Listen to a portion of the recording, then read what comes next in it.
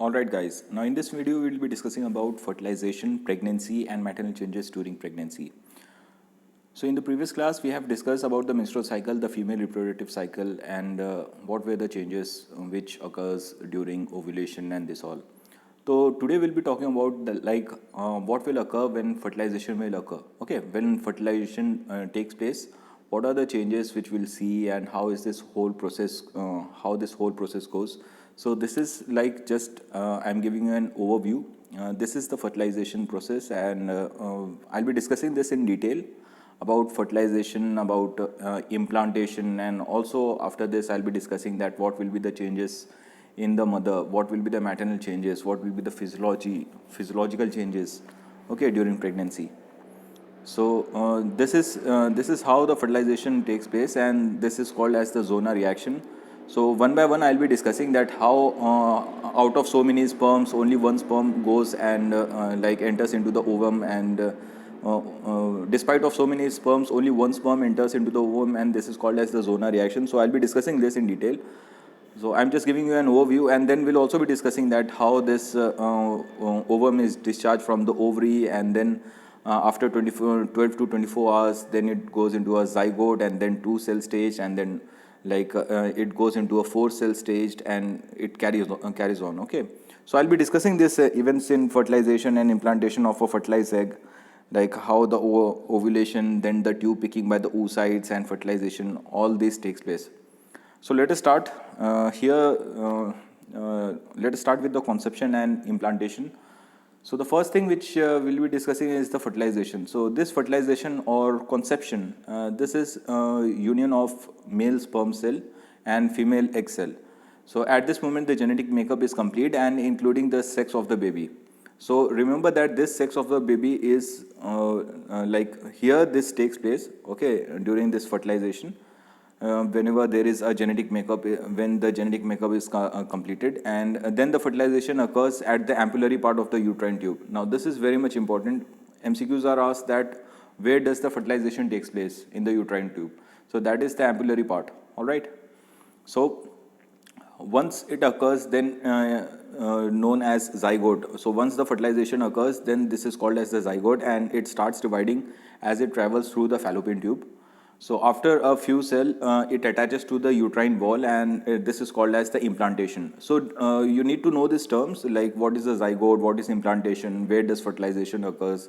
So these all are your like basic concepts, and these are also basically your MCQs. Now here comes the next part, that at the age of 3 to 8 weeks, this is called as the embryo, and at the age of 8th week, this is called as the fetus. So the another questions which are asked is like when does embryo, what is the period of embryo and what is the period of fetus, at what age it is called as fetus. So you have to answer that at the age of 3 to 8 weeks this is called as embryo, and at the age of 8th week onwards it is called as fetus. Alright. So next is the ovum. Ovum here following ovulation is picked by the tubal fimbriae, and it's transported by the ampullary part. Now, out of the 100 of millions of sperm deposited in the vagina at single ejaculation. So, one more question which was asked was how much is the number of sperm, okay, in single ejaculation. So, that is around 500 million, okay, 300 to 500 million or 500 million, all right, per ejaculation. So, out of 100 of millions of sperm deposited in the vagina at single ejaculation, only 1000 is capacitated, okay, 1000 capacitated spermatozoa enter into the tube, while only 300 to 500 reaches the ovum. All right. So you need to remember this number, that how much reaches the number, that is 300 to 500. Now this fertilizable lifespan of the oocyte, this is 12 to 14. This is 12 to 24 hours, and the sperm is 48 to 72 hours. So you need to remember this lifespan, that what is the lifespan. This is a question which are asked multiple times in your DNB exams, in your AIMS exams also, that what is the lifespan of the oocyte and what is the lifespan of the sperm. All right, this fertilizable lifespan. So this is oocyte, it is 12 to 14 hours, 12 to 24 hours, and sperm is 24 to 72 hours. Now, this is the Zona reaction which takes place. So basically what we have to say that there are so many sperms and so many sperms are ejaculated, and then why only single sperm goes into the ovum. All right, what is the main reaction? So here we'll be discussing that why only the single sperm enters into the ovum. Why not hundreds of sperm enters into the ovum? So here is the answer, that complete dissolution of the cell of the corona radiata occurs by the chemical reaction. This is called as the hyaluronidase. Okay, hyaluronidase, this is liberated actually from the acrosomal cap of the sperm. So remember this, that there is a chemical reaction which takes place. This is known as the hyaluronidase. Okay, this is liberated from the acrosomal cap of the sperms. So this penetration of the zona pellucida here, this is facilitated by the release of hyaluronidase from the acrosomal cap. So remember this, that what is basically released from the acrosomal cap. This can also be asked in your MCQs. All right, and after the one spermatozoon has entered into the ovum, the others are prevented by entering. This is by the Zona reaction. All right, so here you can see that one has entered into the one sperm has entered here. All right, and the others are prevented. So this is basically your Zona reaction. All right, so next goes to the next one. Okay, so the completion of the second meiotic division of the oocyte immediately follows, resulting in the female pronucleus, that is 23 eggs and the second polar body. So at the same time, this head of the spermatozoa separates from the middle piece and tail and transform into the male pronucleus. Sorry. So the male and female pronucleus then unite at the center, resulting in the formation of the zygote. So you need to remember this, all these numbers, okay, what are the chromosomal numbers and how these takes place. So the sex of the child will depend upon the pattern of the sex chromosome supplied by the sperm. Okay, so next move to the next slide. So here I'll be discussing like this is how your these all takes place, and this diagram is important. That how this implantation takes, like what are the events of fertilization and implantation of the fertilized egg. Okay, so the first thing which you see here, I'll be marking this. Okay, the first thing which you see here is ovulation. The part 1 here is the ovulation, and then what happens that the tube is picking up the oocyte. So here the second part, the tube is picking up the oocyte. Then in the third part here, the ampullary part here, the fertilization with extrusion of the second polar body. Then comes the zygote formation. This is all occurring in your fallopian tube. All right. So this is your zygote formation, and then is the two-stage cell. Then comes the four-stage cells, and this is how it continues from early morula to late morula, then the blastocyst, and then is early implantation. So here you can see the early implantation, this one. Okay, so this clinches over the uterine wall, and then it starts getting its nutrition from there. So let's move forward. So here I'll be discussing about what are the hormones which are released from the placenta. So the one of the next, like once the implantation begins, okay, then there will be many physiological changes. There will be many hormonal hormones which are released. Okay, because the fetus needs nutrition, the fetus also needs many hormones, and for its development, it needs many kinds of hormones and nutritions, and how this blood supply and growth and development takes place. So here we'll be discussing that these are the hormones which are secreted from plasma, from the placenta. So the first, there are two types of hormones. Here in your exams, basically they will ask you what are the steroid hormones which are released from placenta, then what are the protein hormones which are released from placenta. So you need to remember this. Okay, so the steroid hormones are the estriol, 17 beta, estradiol, estrone and progesterone, and the protein hormones are your HCG. Okay, human chorionic gonadotropin, this is your SCG. So this is raised at this level. I'll be discussing in the further year. Then it's your HCS, and then is the relaxin, prolactin. Okay, and it continues further. So this is like you need to remember this. What are the level of various hormones in the maternal plasma throughout the pregnancy? So here you see in the weeks of pregnancy and the placental level of hormones. Here in the weeks of pregnancy, like the 10th week, the x-axis here is the 10th week, 20th week, 30th and 40th week. And the y-axis is the plasma level of the hormones. All right. Okay. So what happens here is that during these weeks of pregnancy, at the 10th week of pregnancy, the HCG level, the human chorionic gonadotropin level here, this is HCG level is much more increased, much more raised, okay, at the 10th week. So this is also one of the surest sign of pregnancy. Like when you do this HCG level and it is showing a raised HCG level, then this also indicates pregnancy. All right. And then is prolactin level is also increased by the 10th week. Progesterone level is also increased. Okay, estrogen level are increased after the 30th week. There is a steep rise. Okay.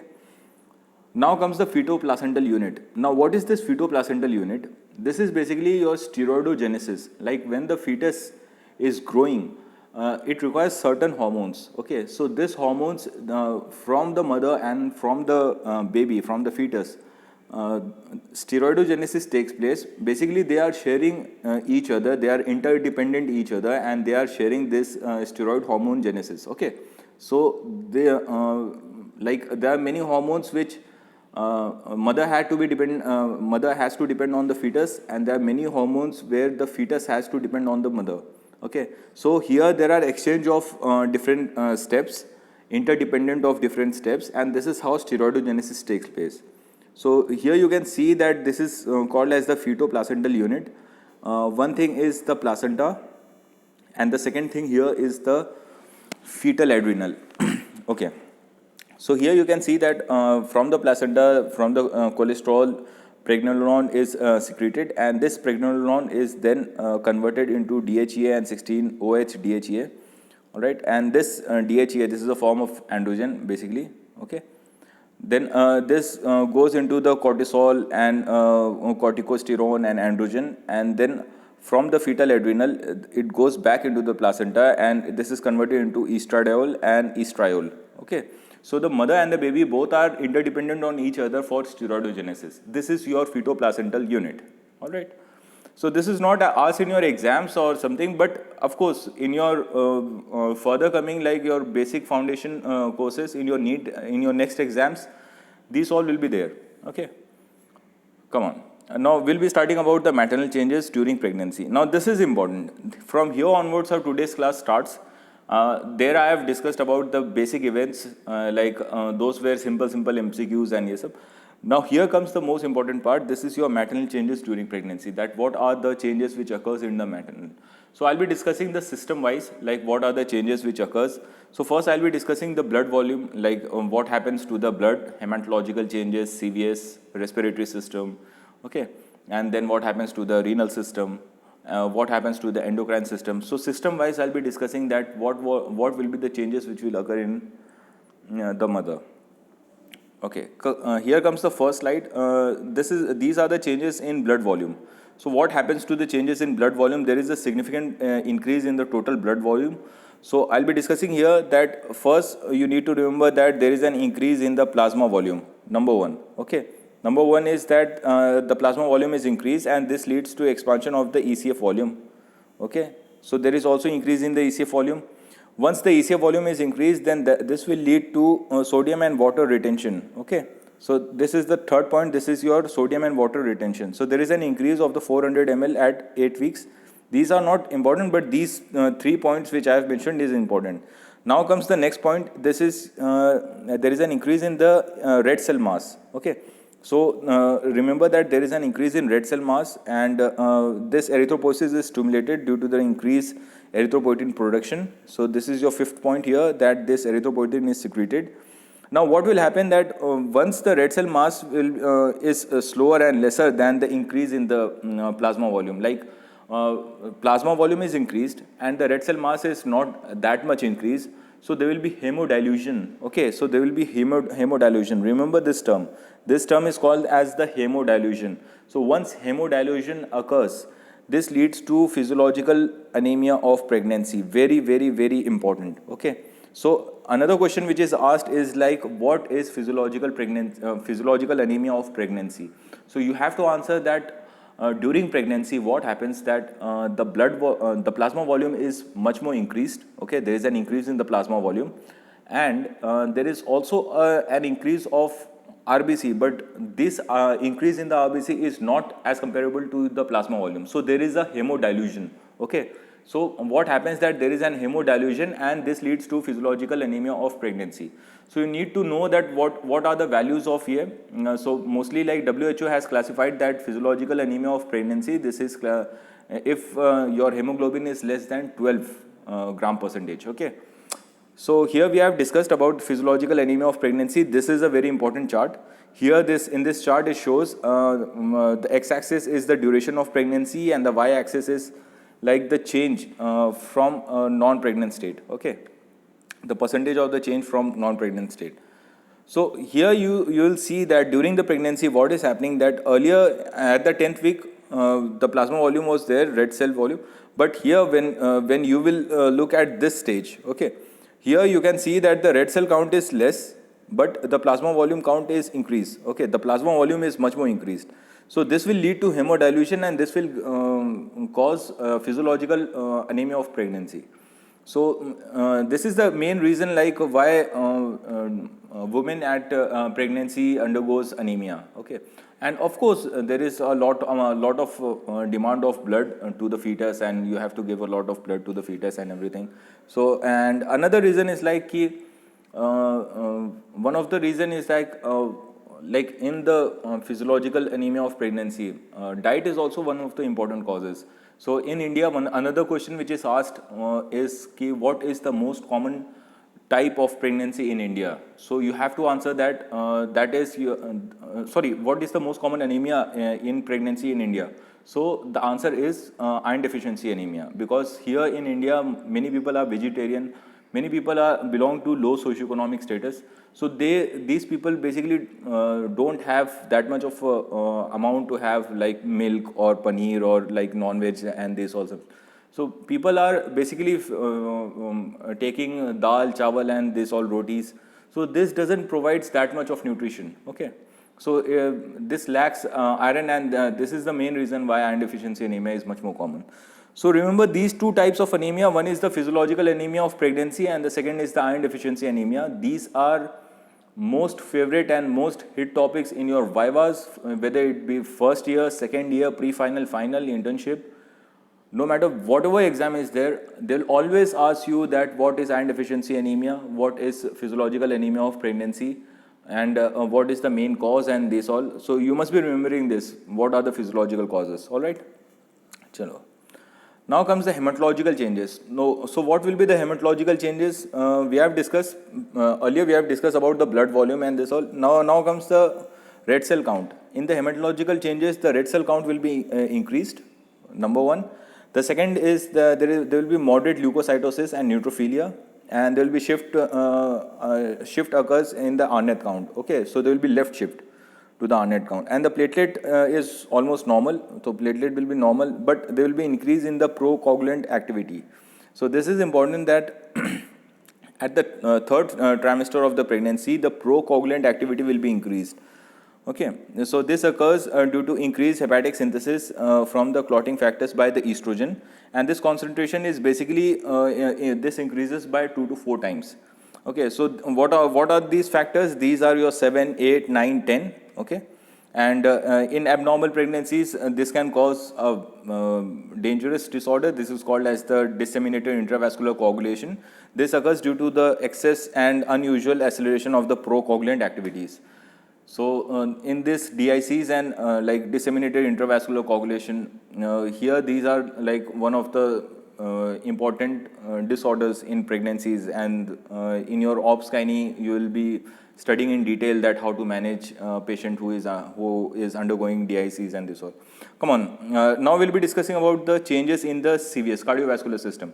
So one thing you have to make sure that now there is a fetus. Now there is a baby. Now this baby basically requires a lot of blood volume, oxygen, nutrition. Okay, it requires nutrition for various hormones to generate, and for its growth and development, many changes will be taking place. So the demand will be increased. Basically, what you have to remember that everything, most of the demand like blood either it's oxygen demand, either it's blood demand, either it's heart rate, everything will be increased, okay? Because cardiac output, these all will also be increased. So I'm discussing this, remember this chart, okay, from this, how this looks. This is the x-axis. X-axis here is about the duration of pregnancy, and the y-axis is the percentage of change from the non-pregnant state. So these all diagrams I have taken from G.K. Pal's book, okay. So it's a very good book. You can look here, these all diagrams and these all. It is a book which is based on your like NEETPG exams, okay. These all are the basics. So what happens to the cardiac output? Here you can see that it increases from like around the 10th week to 20th week. It is like the cardiac output, there is an increase, 40% it is increased, cardiac output is increased, and the stroke volume is also increased. Okay, but after at a certain stage, this increase becomes normal. So here you can see that here the cardiac hormone, this cardiac output is not very much increased, and here the stroke volume after 30th week, it remains stable. Okay, but what happens to the diastolic blood pressure? The diastolic blood pressure basically decreases about 10%. So remember that the cardiac output increases by the 40% and the stroke volume increases by 30%. And this diastolic blood pressure is basically decreased by 10%. Heart rate is also increased.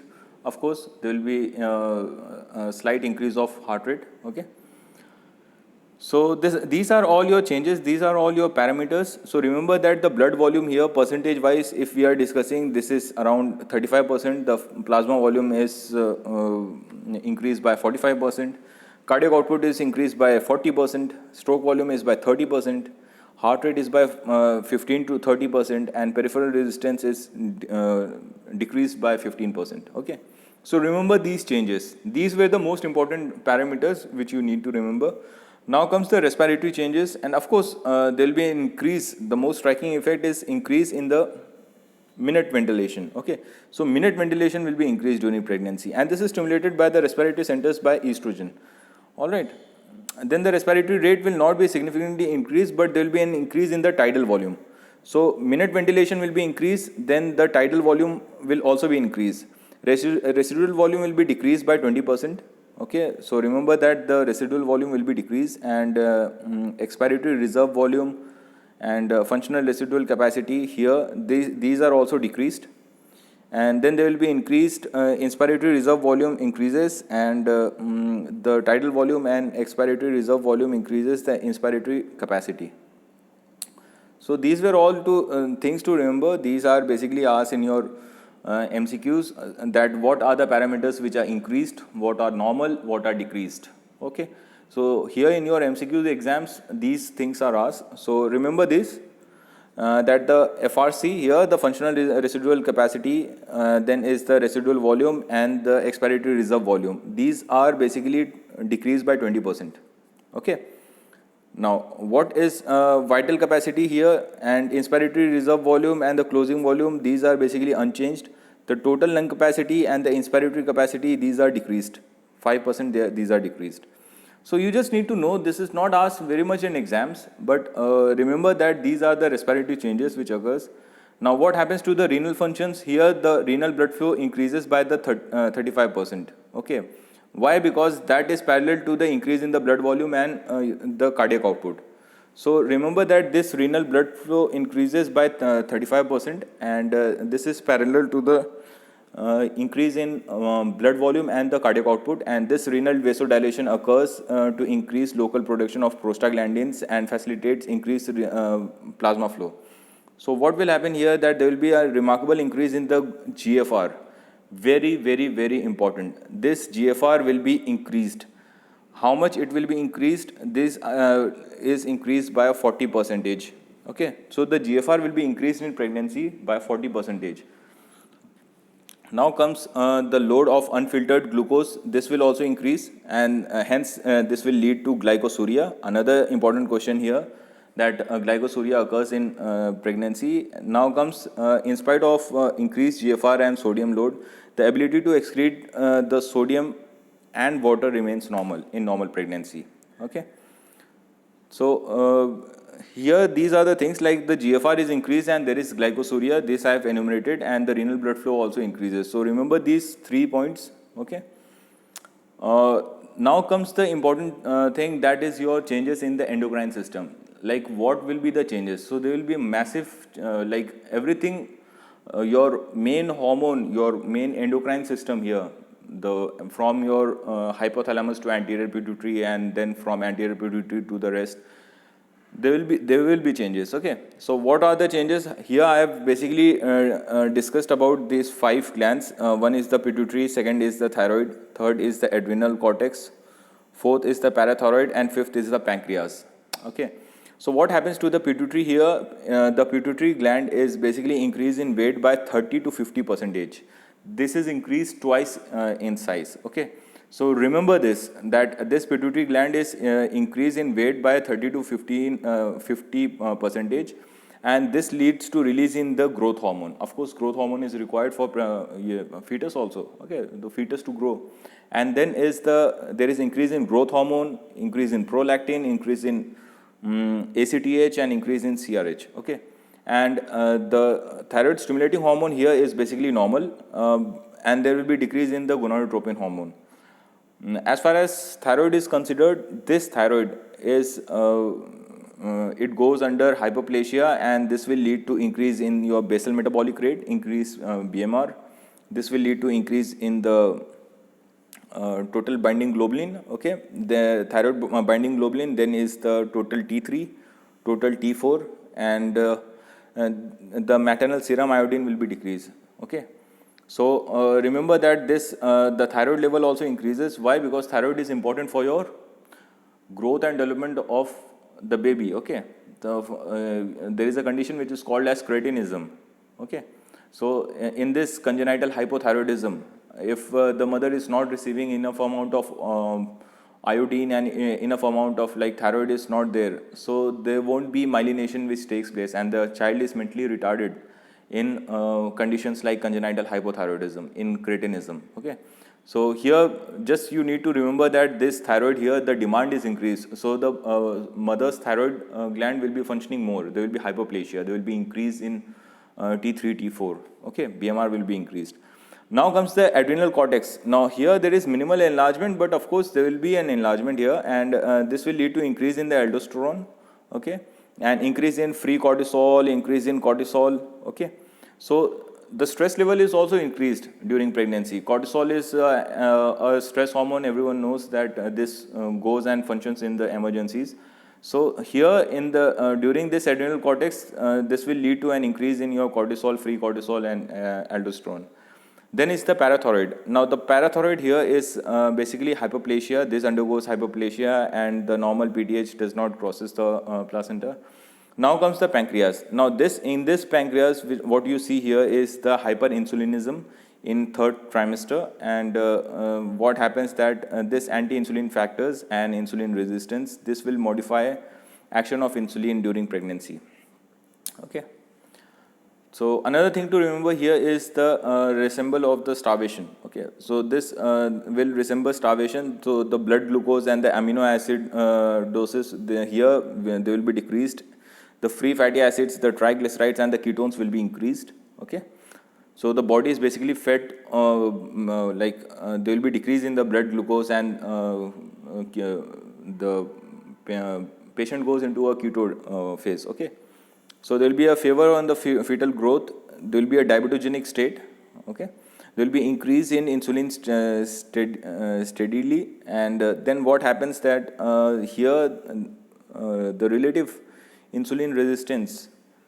There will be a relative insulin resistance, pancreatic beta cell hyperplasia, and this will lead to an increase in the level of relaxin. So there will be softening of the cervix, symphysis pubis, pelvic joints, and increase in back injury. So the relaxin hormone is also increased, and this leads to like the symphysis pubis, the pelvic joints here. This will be much more like softening, and there will be much more many more chances of your back injury here. So here now we see this summary of physiological changes during pregnancy. So remember this. Okay, this I've taken from an article basically. What you need to remember here is the neurological changes. If we see, there is an increase in the CSF pressure, okay, engorgement of the epidural veins, okay, and once we see here what are the cardiac changes which takes place. So the cardiac output is increased, stroke volume is increased, heart rate is increased. There will be slighter left ventricular hypertrophy. Then some of the murmurs will be seen. And then when we discuss about this respiratory here, the minute ventilation is increased. This leads to, this is basically your increase in tidal volume and increase in respiratory rate. Okay, partial pressure of carbon dioxide is decreased, partial pressure of oxygen is increased, and FRC is decreased. Now, in the gastrointestinal, when we discuss here, there will be a decrease in the esophageal sphincter tone reflux. There is an increase of aspiration, liver enzymes are decreased, okay, and ALP is increased. When renal system is considered, then here there is an increase in the renal blood flow. I have discussed. There will be an increase in the GFR, and this increases by 40%. GFR increases by 40%. And there is a decrease in the urea and creatinine. The urinary protein and glucose also increases, and there is an increased chances of UTI, very important. Okay, during pregnancy there is an increased chances of UTI. In the endocrinology, we have discussed that the hormone placental estrogen will increase. Placenta basically secretes the relaxin, and this will basically human placental lactogen, human chorionic gonadotropin, these all will be increased. Okay, placenta is basically secreting these things. Then there will be thyroid hyperplasia, there will be transient hyperthyroidism, insulin resistance will be there, and there will be increased cortisol secretion by the adrenal glands. Musculoskeletal, if you will see here, there will be increased ligamentous laxicity, there will be increased risk of dislocation and increased lumbar lordosis. Okay, lordosis. So we have discussed all these things here. Just remember this summary here, that what are the like maternal changes during pregnancy. And another homework which I would like to give you people here, just an extra edge, that what happens today, nowadays, there is time of COVID. So what will happen, what are the chances, like if the mother is pregnant and she is like she contracts COVID-19, then what will be the changes? You have to think here, you have to, this is a little extra edge, you need to know, you must be thinking here. Try to develop that kind of mindset, like if normal things are like this, then what will be the pathological state? Okay, so here you have to know that what will be the respiratory changes. So the mother will be much more prone to pneumonia and respiratory distress syndrome. Then breastfeeding here, there are chances of high transmission. Then comes the placenta, then is fetus. Coagulation, hypercoagulability state, we have discussed that the coagulation factors increases. So if the mother is pregnant and she is contracted with COVID-19, then this chances of DIC, disseminated intravascular coagulability, she has a very high chance of having this DIC. Okay, why? Because the coagulation factors are much more increased. Then is the cardiovascular, what will be the cardiac strain, what will be the endothelial dysfunction. Then immunity, of course, immunity plays a very important role. There will be an alteration in the cell and antibody mediated immune response. And of course, the most important is your anxiety and stress. The adrenal axis, cortisol levels are raised, and this will lead to stress. This will lead to increase in anxiety and stress. Okay. So this was just a thing to make you people understand, make you people much more interesting whenever we discuss any clinical aspect. Okay, so thank you so much guys for listening. Okay, hope you enjoyed the class. Thank you guys.